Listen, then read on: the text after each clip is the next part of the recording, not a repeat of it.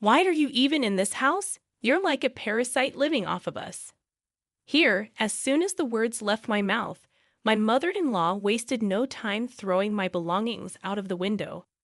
I protested her irrational actions, asking, "What did you say? Don't you dare talk back to me. Can you pick my stuff up, please?" I pleaded. In response, my mother-in-law put a knife to my throat, paralyzing me with fear. "Get out, or this won't just be a game anymore." "I understand. If that's the case, I'll leave immediately," I replied. She gave me a week to vacate the premises, and I showed respect, though I couldn't suppress a hidden amusement beneath my straight face. Little did she know that I was the one supporting this house. Despite the torment I endured living with my mother-in-law, the fear from earlier vanished. I thought, if you've got what it takes, then prove it. "I'll give you a week. I expect you to be out of here by then," she declared. "Thank you," I said, showing respect, though laughter lingered just beneath the surface, hoping she didn't notice. I believed my departure would bring peace to our home. Little did she know, leaving her in the family home, I moved to a high-rise apartment.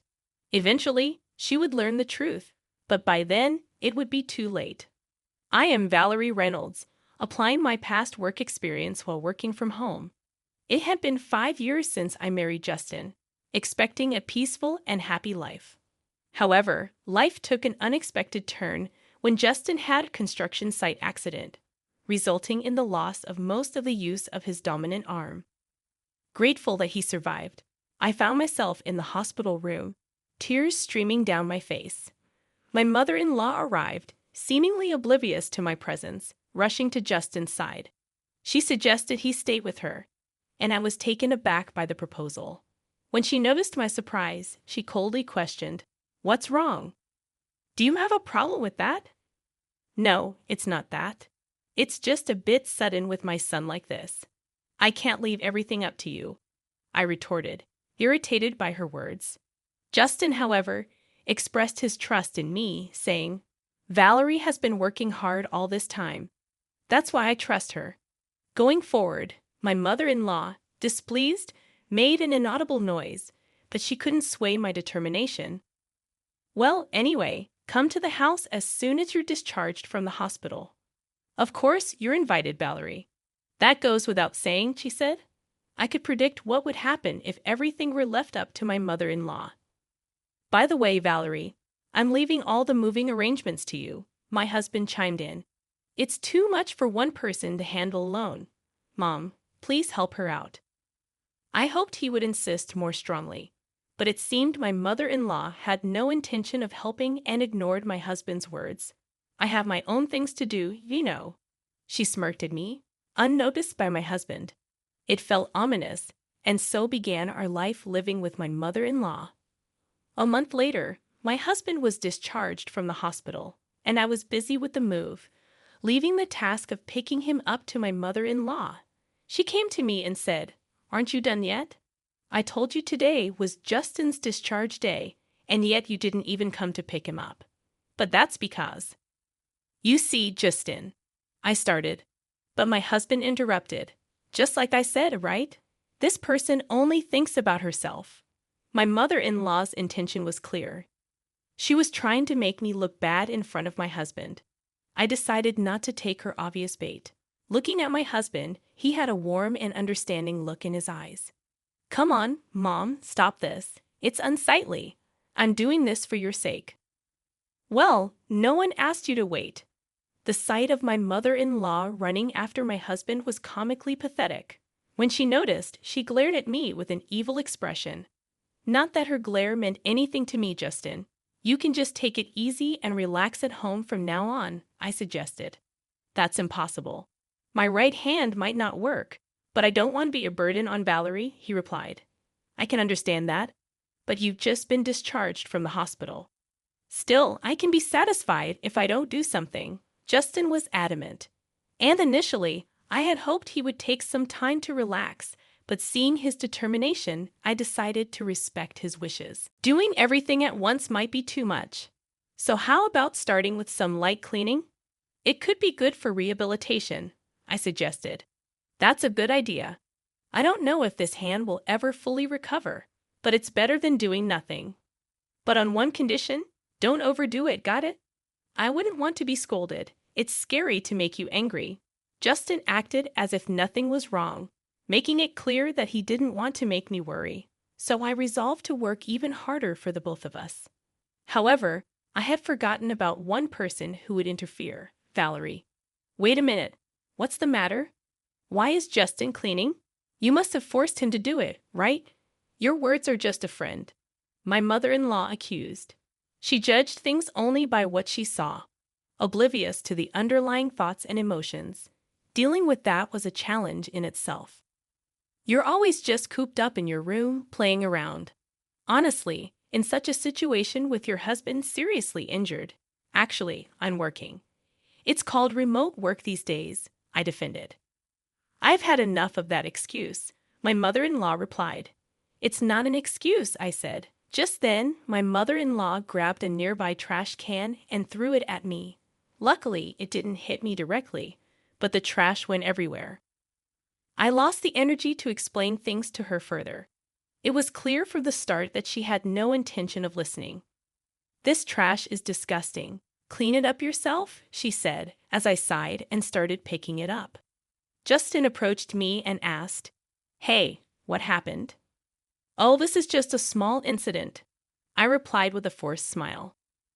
But Justin seemed to have realized something. He usually appears calm, but sometimes he's surprisingly perceptive. Did Mom do something? Are you hiding something? Can you be honest with me? Justin was looking at me with a serious expression. Seeing his face, I felt that I couldn't lie, so I told him what had happened. Got it. I'll talk to Mom about this. Oh, it's fine, you really. But it's not okay. I'll talk to her properly. No, but that is. I was happy to get his help, but I was worried about what would come next. In the end, I would be the one blamed. I stared at the ceiling, deep in thought. Night came, and I thought Valerie was just playing around. That's not true. Valerie has been working hard, even my share. Then why were you cleaning? I offered to do it. I can't just sit around doing nothing at home. But you just got out of the hospital. I know my own body best. Justin's stern words silenced his mother. She might not have expected her son to speak to her like that. But if she really does think that she's above such things, she's just arrogant. I hoped that this would calm her down a bit.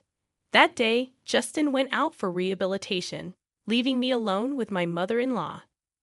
As I was working in my room as usual, she showed up. Can we talk? Sorry, can you wait just a bit? About 15 more minutes? No, I can't wait right now. All right, I'm coming. I hurried along and went to the living room where an unknown woman was waiting for us. Excuse me, who is this? Have a seat first, we'll talk. After that, I had no choice but to follow my mother-in-law, but I couldn't grasp the situation. As I was trying to figure it out, the woman started speaking. So this is the one you were talking about, the wife who just plays around without working. Yes, it's true. My mother-in-law was laughing eerily. So you realize that you're an unnecessary presence in this house. What are you talking about? Looking around, I saw them sighing. I didn't understand. Suddenly confronted by a stranger and put down as the target of blame. If I could, I would have left that place in an instant. Don't you understand? Unnecessary people are not needed here. What do you mean? More perplexing questions followed. They kept insisting on how incompetent I was. Enduring such accusations could mentally exhaust anyone. Isn't it time you realize your place? Shouldn't I be asking you? How dare a daughter-in-law toy her mother-in-law? Spending time on such unproductive things, isn't it a waste of time? What nerve of a daughter-in-law, really now? I felt like I was reaching my limit. I didn't know what my mother-in-law would do if she got angrier. That's when I came up with an idea. Oh, isn't it about time that Justin comes back from rehab? Is it that time already? Just then, the unknown woman left quickly. I'll come again soon. Okay, I'll be waiting for you. Let's talk again. My mother-in-law and her friend were fooled. In reality, Justin wouldn't be home for another hour. It was just getting good.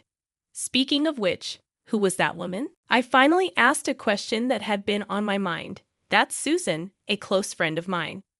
She wanted to meet you after hearing about you. It wasn't hard to guess how my mother-in-law had introduced me, probably as a useless wife who does nothing but play around.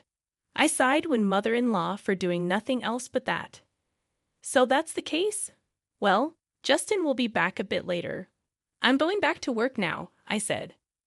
As I was about to return to my room, she said, Wait, what do you mean? Just as I said, he's not coming back yet. You lied. You didn't realize. Why do you act like this? I decided to use this opportunity to speak my mind. Any further interference from my mother-in-law would just be a nuisance. Actually, you were the one who started things, right? You called your friend because you can't do anything alone. That's not true. I can handle you fine by myself. Then why don't you try to see if you really can? I deliberately provoked my mother-in-law, thinking this would prompt her to take some action. And as expected, she reacted. If you want to apologize, now is the time. I have no such intention, I said. At that, my mother-in-law exploded in anger, grabbing a nearby vase and throwing it at me, similar to how she had previously thrown the trash can. I had anticipated it and easily dodged, even showing a provocative smile. Just then, Justin came home. My mother-in-law was visibly shaken. Why aren't you home already? It's not time yet. Oh, sorry, I lied earlier. I was actually on my way back. Why would you do that? Justin asked. Isn't it obvious? I said, pointing to the shattered vase. I couldn't help but find the situation amusing. Hey, what's this? What happened? Justin asked.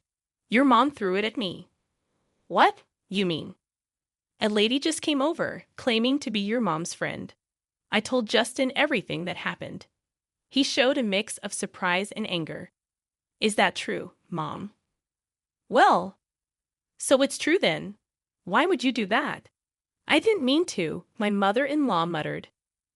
Watching my mother-in-law being scolded, I felt a sense of retribution for all the hardships I had endured.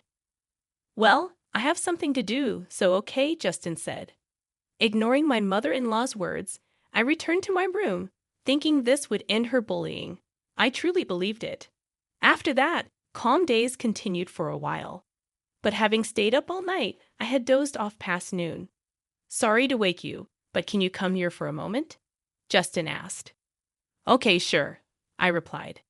Justin seemed unusually serious. My mother-in-law was there in the living room. What's going on? Look at this, Justin said. I looked at the table to find a disassembled plastic model scattered about. It was one of Justin's hobbies, and he had treasured it. When I came home, it was like this.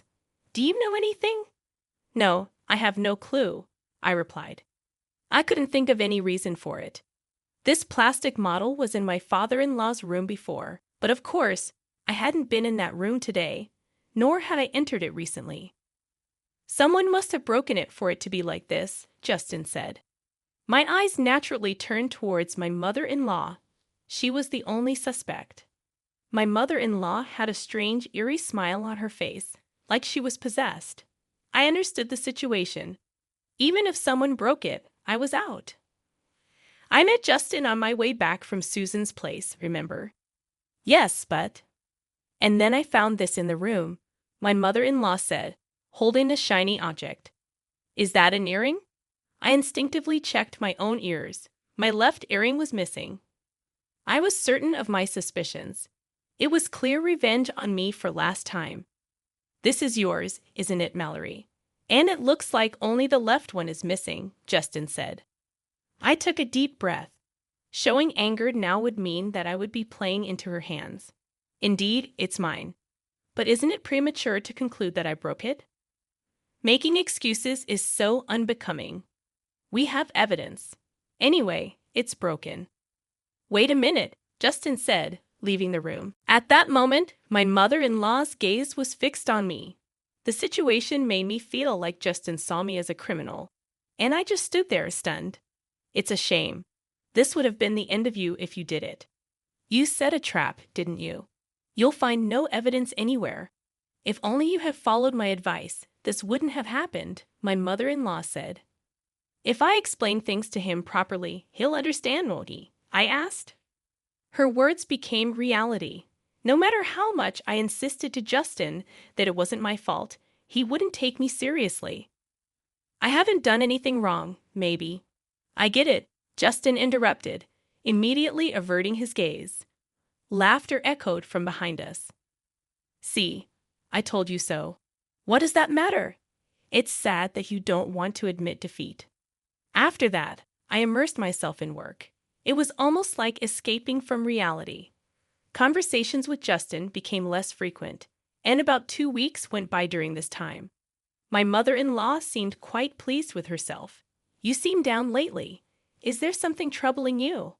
There's no need for you to worry. Please stop. It's too late for that. Acting tough is useless on this day. My mother-in-law was in an especially good mood. My feeling of foreboding came true, eventually becoming reality. It happened while I was cleaning the room. Why are you even in this house? You're like a parasite living off of us here. What's gotten into you all of a sudden? You always talk back. Such a noisy daughter-in-law, she said. After saying that, she threw my belongings out of the window. What are you doing? I protested her insane actions, questioning what had gotten into her. You're too noisy, always talking back. Can you pick my stuff up, please? I said, hoping for some reason to prevail. But as I said that, my mother-in-law put a knife to my throat. I was frozen in fear, unable to move. It's better if you stay still. A normal person wouldn't do this, I managed to utter. My mother-in-law was clearly deranged. If you don't leave now, next time it won't be just a joke, she threatened. I understand. I'll leave, I said, realizing that staying would only drag me further into her madness. You have a week. Leave before then. Thank you, she said. It was evident that staying would only worsen things in her madness. My mother-in-law didn't understand who truly supported this house. She lived comfortably and leisurely thanks to me, yet she really knew nothing. Pack up quickly, she ordered, and I obliged. A smile formed on my lips as I bowed my head, but I couldn't let her suspect anything. I quickly composed my face. This will bring peace back to our home. I'm so happy, she remarked. But her happiness was short-lived. I couldn't help but think about the true hell awaiting her. After my mother-in-law had gone to bed, I explained the situation to Justin. I see, so it has come to this. Actually, I have something to tell you too, he said with a serious tone, surprising me.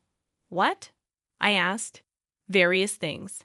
We'll talk about it later, he replied, his serious tone making me raise my voice in surprise. But he assured me we'd discuss it later. 3 days after being told to leave the house by my mother-in-law, I found a new place. Now the promised week was almost up. Well, today's the day of the promise. You understand, right? I asked Justin. Yes, the movers are scheduled to arrive soon, he replied. But when I inquired about Justin's whereabouts, he seemed to have gone out since the morning. Well, never mind. The thought of not having to see your face anymore is enough. I'm going out now. Make sure everything's clean, understood? I told my mother-in-law, smiling though not genuinely.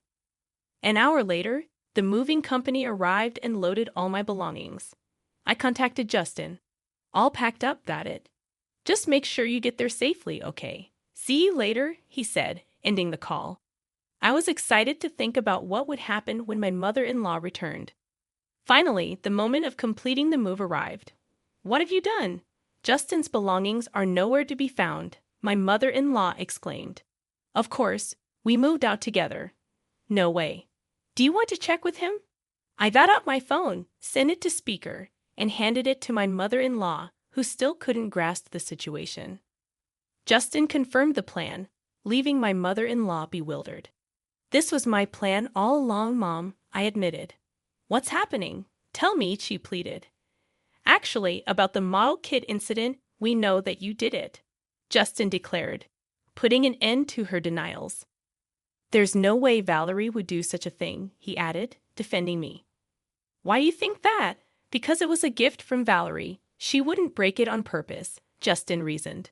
My mother-in-law was at a loss for words, realizing that she had been supported by the very person she had mistreated. "Well then, you'll have to manage on your own from here on out," Justin concluded.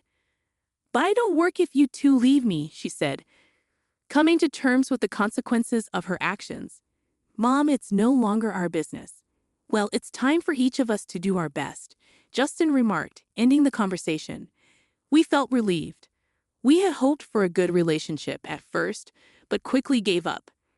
Now my mother-in-law chose her own fate. "But why did you keep it a secret about that? What about Mom?" I asked in disbelief. We looked at each other and burst out laughing. Finally, we could have a peaceful life together. About a month later, Justin expressed some doubts. "You seem down lately. Is there something troubling you?" "There's no need for you to worry. Please stop. It's too late for that." Acting tough is useless, I assure him.